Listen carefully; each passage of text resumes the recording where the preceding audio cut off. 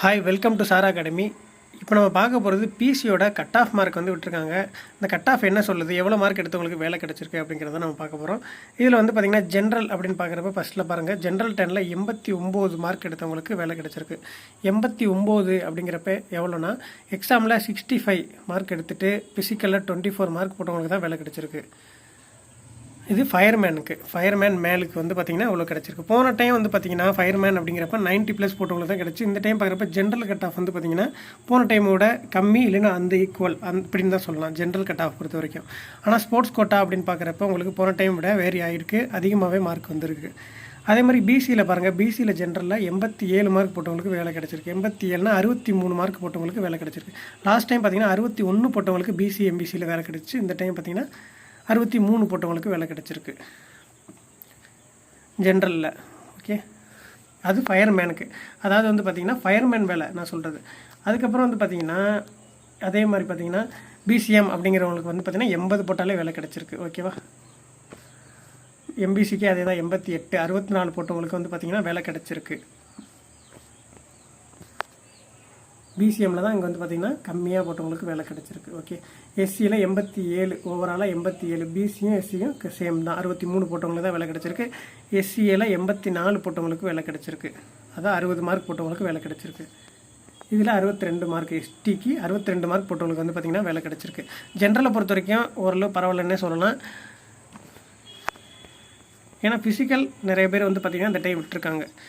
அதுதான் இந்த இடத்துல வந்து பார்த்திங்கன்னா ப்ளே பண்ணுது. போன டைம் வந்து பார்த்திங்கன்னா ஃபிசிக்கல் பண்ணால் இப்போ 61 போட்டவங்களுக்கு வந்து பார்த்திங்கன்னா வேலை கிடச்சிருந்துச்சு. அதே மாதிரி தான் இப்போயும் வந்து பார்த்திங்கன்னா ரொம்பலாம் ஒன்றும் வேரி ஆகலை ஜென்ரலை பொறுத்த வரைக்கும். அதே மாதிரி பாருங்கள், டிஎஸ்பி தமிழ்நாடு ஸ்பெஷல் போலீஸில் எவ்வளோ மார்க்னா, அதாவது கடைசி கட் ஆஃப் எவ்வளோ அப்படின்னு பார்க்குறப்ப ஜென்ரலில் 86 மார்க் போட்டவங்களுக்கு தான் வேலை கிடச்சிருக்கு. 86.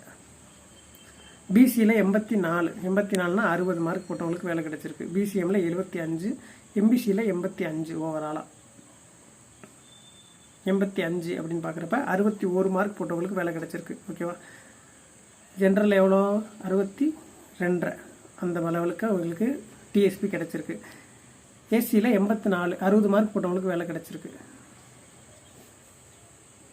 59 போட்டவங்களுக்கு எஸ்டியில் வந்து பார்த்திங்கன்னா கிடச்சிருக்கு. அதை விட 2 மார்க் கம்மியாக வந்து பார்த்திங்கன்னா எஸ்சிஏல போட்டவங்களுக்கு கிடச்சிருக்கு. பிசிஎம் தான் வந்து பார்த்திங்கன்னா ரொம்ப வெரி ஆகுது. இப்போ வந்து இந்த கட் ஆஃப் வந்து பார்க்குறப்போ உங்களுக்கு போன டைம் உள்ள கட் ஆஃப் வந்து பார்த்திங்கன்னா எம்பிசி பிசிஏ பொறுத்த வரைக்கும் 61 போட்டு ப்ளஸ் 24 போட்டு 85 போட்டவங்களுக்கு கிடச்சி. இப்போயும் அதே தான் கிட்டத்தட்ட பக்கத்தில் இருக்குது. ஆனால் ஸ்போர்ட்ஸ் கோட்டா கட் ஆஃபில் பாருங்கள், ஸ்போர்ட்ஸ் கோட்டா அப்படின்னு பார்க்குறப்ப போன 86 வந்து பார்த்திங்கன்னா ஃபயர்மேனுக்கு வந்து பார்த்திங்கன்னா கொடுத்துருக்காங்க. அதே மாதிரி டிஎஸ்பியில் பார்க்குறப்ப ஜென்ரலில் 82, எம்பிசியில் 80, பிசியில் 78 கொடுத்துருக்காங்க. இப்போ ஜென்ரலில் 82 அப்படின்னு பார்க்குறப்ப நீங்கள் வந்து பார்த்திங்கன்னா ஒரு 58 மார்க் போடணும். ஸ்போர்ட்ஸ் கோட்டாலே 58 மார்க் போட்டு தான் வேலை கிடைக்கிது பாருங்கள். 70க்கு 58ங்கிறது நார்மலான ஒரு மார்க் கிடையாது. நல்லா படிக்கிறவங்க மட்டும் தான் 60+ போட முடியும். அப்போ ஸ்போர்ட்ஸ் கோட்டாவை நீங்கள் இருந்தாலுமே 60+ எடுக்கணும். அந்தளவுக்கு வந்து பார்த்திங்கன்னா போலீஸ் வேலைக்கு உங்களுக்கு டிமாண்ட் ஆகிடுச்சு. போன வருஷம் பொறுத்த வரைக்கும் கட் ஆஃப் இதே மாதிரி தான் இருந்துச்சு. வேகன்சியை பொறுத்த வரைக்கும் இப்போதைக்கு போடுறதும் கிடையாது, கம்மியாக தான் போடுறாங்கிறப்ப கட் ஆஃப் ஏறிக்கிட்டே தான் இருக்கும். கட் ஆஃப் எவ்வளோ ஏறினாலும் படிக்கிறவங்க படிச்சுக்கிட்டே தான் இருப்பாங்க. இதுலேருந்து நீங்கள் என்ன தெரிஞ்சுக்கணும் அப்படின்னா, எக்ஸாம் மார்க்கை நீங்கள் ஹை பண்ணணும். நீங்கள் என்ன தான் வந்துட்டு ஃபிசிக்கல் நீங்கள் ஸ்ட்ராங்கு எப்படி தான் நீங்கள் பண்ணாலுமே எக்ஸாம் மார்க்கு உங்களுக்கு வந்து பார்த்திங்கன்னா டாமினேட் பண்ணணும்.